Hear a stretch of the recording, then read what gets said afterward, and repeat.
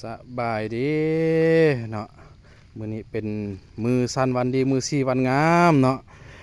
อาจารย์เพิ่นมายามฮอดเฮือนฮอดศาลเนาะสบายดีอาจารย์เนาะขอบอกขอบใจเด้อที่ว่ามายามฮอดเฮือนฮอดศาลเนาะอยาก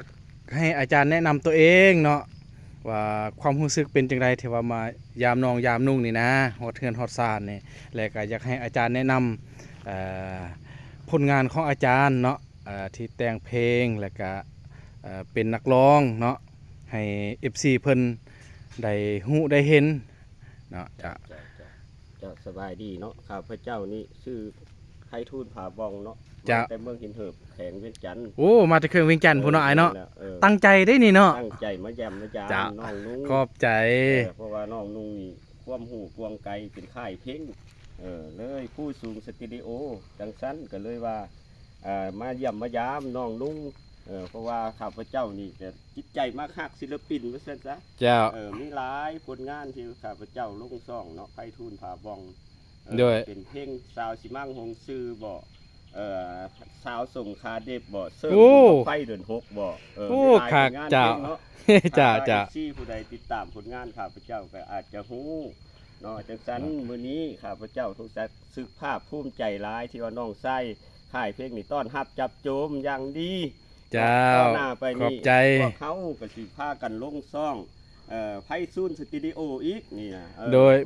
มีซองเป็นของตัวเองเลยเนาะอ้ายเนาะผ่านมาลงน้ำอาจารย์บุญยืนเนาะบ่ทันมีซ่องเนาะต่อไปนี้พวกเขาจะมาสร้างซ่องด้วยตนเองชื่อซ่องไพฑูรย์สตูดิโอเนาะเจ้าขอฝากน้ำ FC หรือว่าแฟนเพลงทุกท่านที่ติดตามผลงานเข้าไป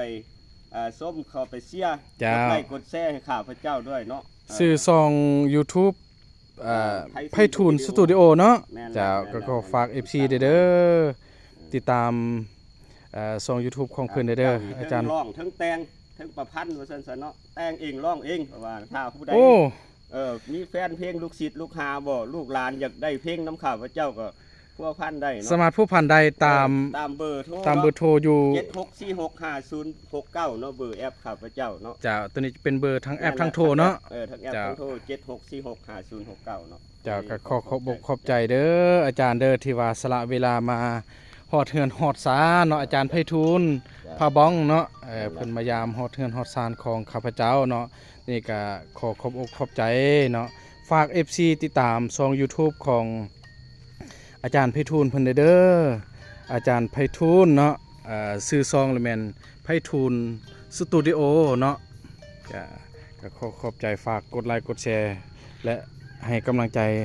ให้อาจารย์เพิ่นเด้อ FC ขอบใจ